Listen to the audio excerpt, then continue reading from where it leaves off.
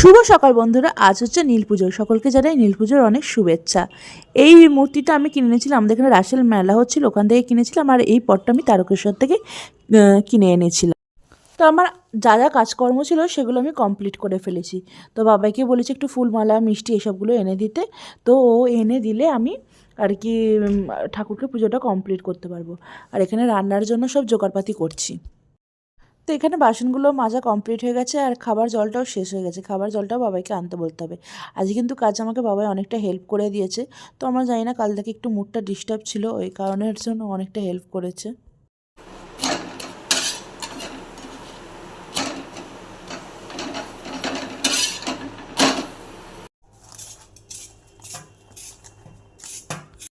তো টুকটাক কিছু মুদিখানার জিনিস আনাবার ছিল, সেগুলো এনে দিয়েছে। এখানে শ্যাম্পু, সার্ফ আর মুড়ি, এমার্জেন্সি পারপাস যেগুলো লাগবে। আর এখানে পরোটা বানিয়ে রাখা আছে।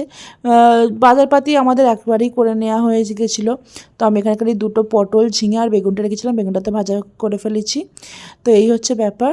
তো বাবাই ওখানে আর কি আমাকে আলুর তরকারি করে বলে আলুগুলো কেটে দিচ্ছে, আর জিমি এদিকে শুয়ে আছে। তো জিমিকে এই মুহূর্তে আমি ঘরে আনছি না, যেহেতু ও মেয়ে, বুঝতেই পারছো, ওর পার্সোনাল একটা কারণ আছে, ওই কারণের জন্য। আর এখানে দেখো আলুটা আমার তরকারি বসিয়ে দিয়েছি। এখানে তরকারিটা ফুটে যাক, ফুটে গেলেই তোমাদের তরকারিটা তাড়াতাড়ি হয়ে যাবে। তো আমার ঠাকুরকে পুজো করা কমপ্লিট হয়ে গেছে, এখন ধূপবাতিটা দেখাচ্ছি।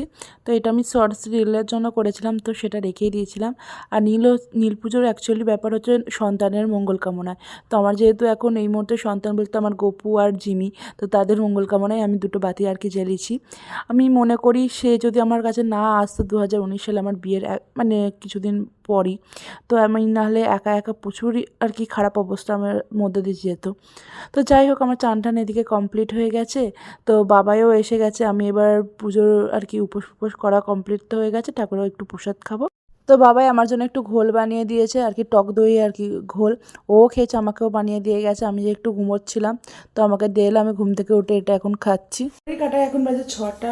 তো এবারে সন্ধ্যে বন্ধু দেবো, একটু ফ্রেশ হবো, হয়ে সন্ধ্যে দেবো।